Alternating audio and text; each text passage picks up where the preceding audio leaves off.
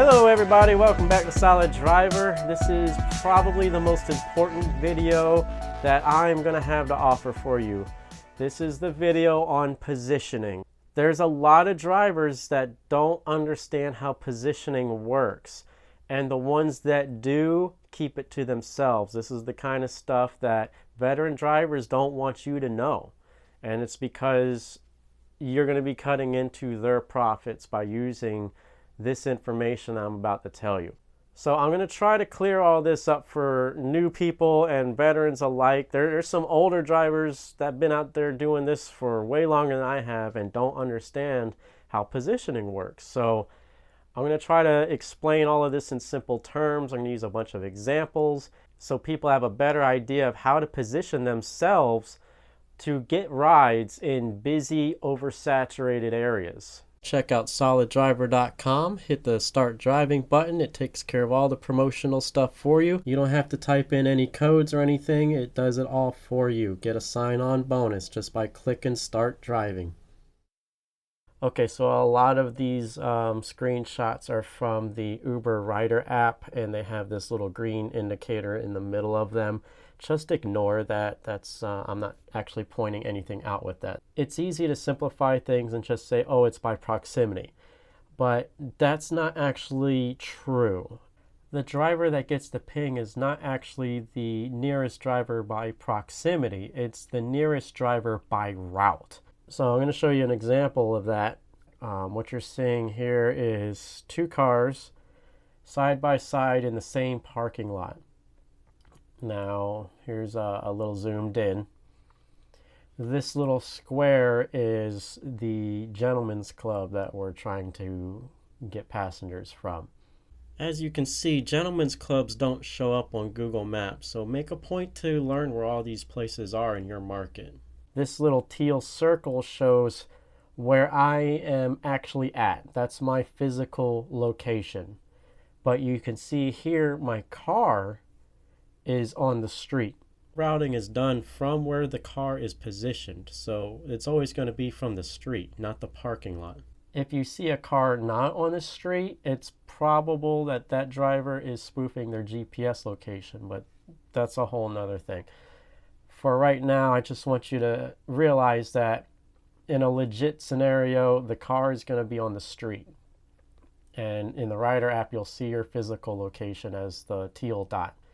Now this other car is another driver also in the same parking lot.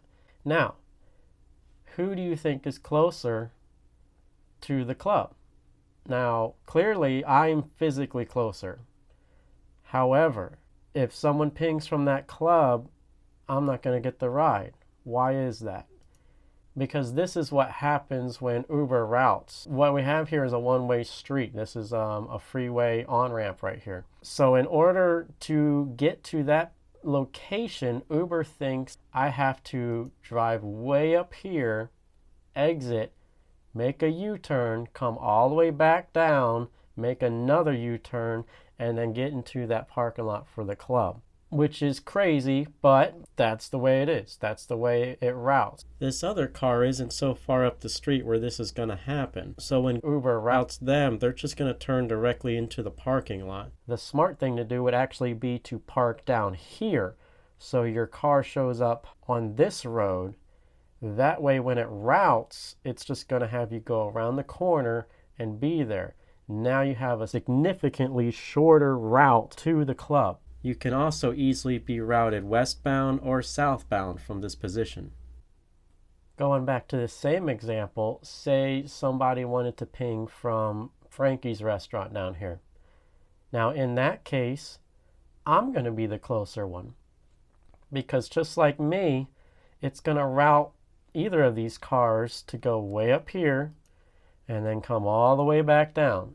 And in that case, I'm closer by this much right here. So these are the things you have to keep in mind.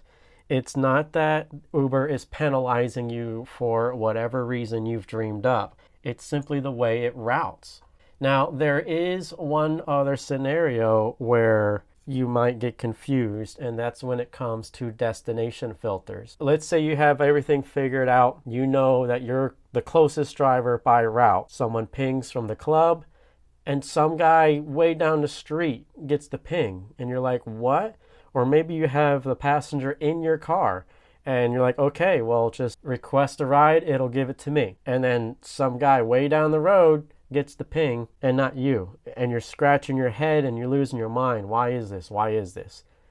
Destination filter has overridden you. If some other driver is using destination filter, they're going to override everyone in that area. Now, I don't know what the radius is of that. Best I can tell in my experience, it's about a half mile, maybe a full mile. And it's possible that that radius changes depending on how far that person's destination is, or, it could be a million other factors and it could change. But there is a radius, and I can tell you from experience, because quite frankly, I abuse it. If you have destination filter on, you're going to override everyone in that area if that passenger is going towards your destination. There's a reason they only give you 2 of those a day. Back on the topic of positioning, here I am sitting in front of the Don Cesar along with another Uber driver. And this is a pretty popular spot for tourists and drivers alike. Now the question is, once again, who is closer to the hotel? If somebody pings from that hotel, who is going to get it? So here you can see the route, not the proximity, but the route Uber's going to assume that the driver has to take. It thinks this driver has to go up the street, do a U-turn, and come back. Generally, Uber is going to route you to a legal place to do a U-turn, and sometimes that's much further than you would expect. Here's what it believes I have to do. I go down the street. So if you measure that, my route is about 10% shorter. So I would get the ping based on where I am.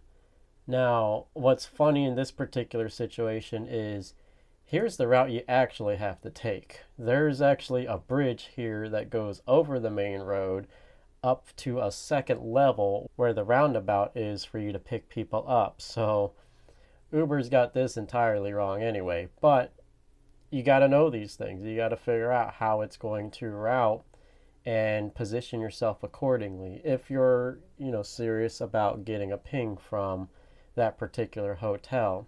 Now, honestly, I don't get a lot of pings from there, so I don't stress it too much. But if I am going to park there, I'm going to park in the optimal position.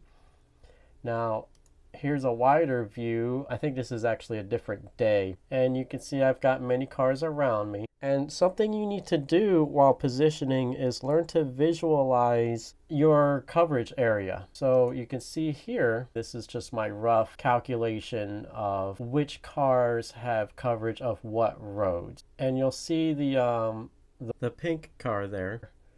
Here's what he's got. He's basically got nothing where he is. He's wedged between me and the red car.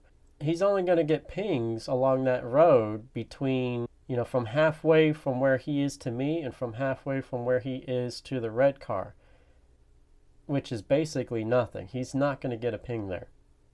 Now, fortunately, the pink car and the red car were in motion. They weren't just parked there. Now let's zoom in on these other guys and take a look at what they have. You can see me at the bottom. And I've just colored these cars different colors. That's not actually part of the app. But for demonstration purposes, I've color-coded things for you. So here's the coverage areas you have. Now this is the Florida coast, so we have a lot of peninsulas and dead ends and things. So you can see the blue car, all he's got, again, he's wedged between 2 other cars. He's got that one little stretch. So the odds of him getting a ping are very slim. He's got terrible coverage area. The green car pretty much has everything to the north of us. The orange car has a pretty decent territory there. That's a large neighborhood of upper class people. A lot of people from those areas go to the airport. So he's got pretty decent position. And then I've got everything to the south. Now we zoom out again, you see pink and the red car have joined the pile up above. So now things have changed. So here's the coverage area now. You've got the green car has tons of area to the north. There's another guy way up there in yellow. And then since those other two cars passed me, I took over coverage area of everything to the south. I have a massive coverage area now. Again, those are all upper class people that tend to take Uber to the airport. So this is a great example of positioning. If those two guys stayed there, then my area wouldn't have been so great. I probably would have left. But since they were moving along, I continued to watch them to see where they would go. If one parked in front of the hotel that I was parked at, I probably would have repositioned. But they just kept going. Clearly, they weren't using the Rider app to see where the other drivers were, and they positioned themselves terrible. He had five cars all in the same spot, and they sit there and wonder why they're not getting pings. You have to think with your head. You can't go to the obvious places and expect to just sit there and get paid. It doesn't work that way. You have to pay attention to what the other drivers are doing and act accordingly, reposition, or if anything, just get away from them.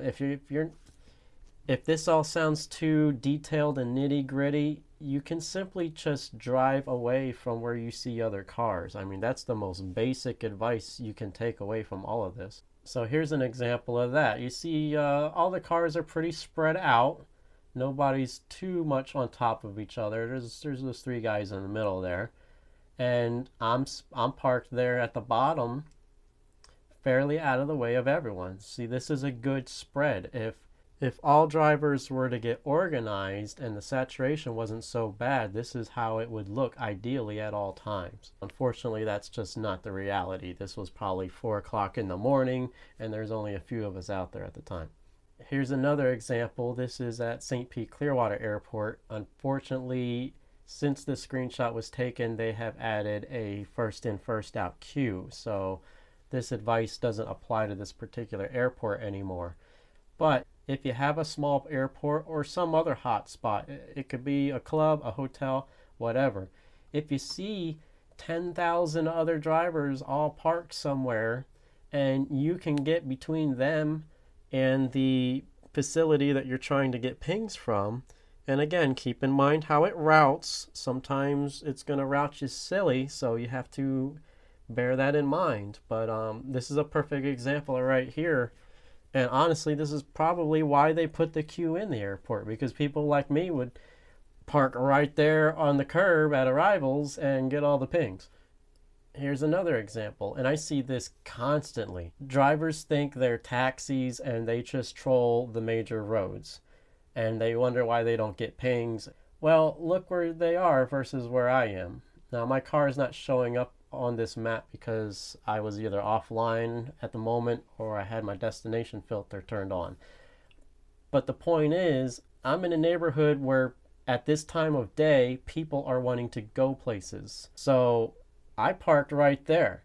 All these other drivers that are driving along the main highways, they're not getting pings. If there is a ping along that road, it's probably an employee at a restaurant.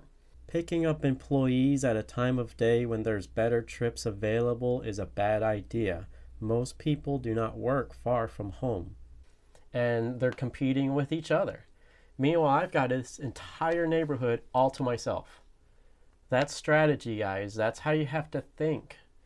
You can't just drive around acting like a taxi.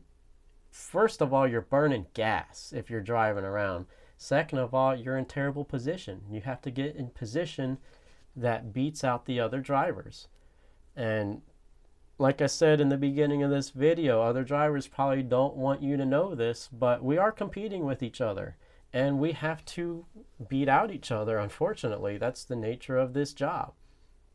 Alright guys, hope you enjoyed this video. This is what I've been planning on putting out for a long time. I'm glad I finally got it out there for you guys. I wanted to make sure I did it right and had a lot of good examples and could clearly explain how positioning works. SolidDriver.com right here. If you like this video, leave a comment. If you didn't like this video, leave a comment. Why didn't you like it? What could I have done better? Was there something I explained that was incorrect? Maybe your experiences were different. I'm not afraid to say that I am wrong. Let me know if I am, and I will make another video. All right, guys, so that's it for this episode of Solid Driver. Come back next time and I will have something else. I don't even know what's coming up next. I got a long list. Take it easy.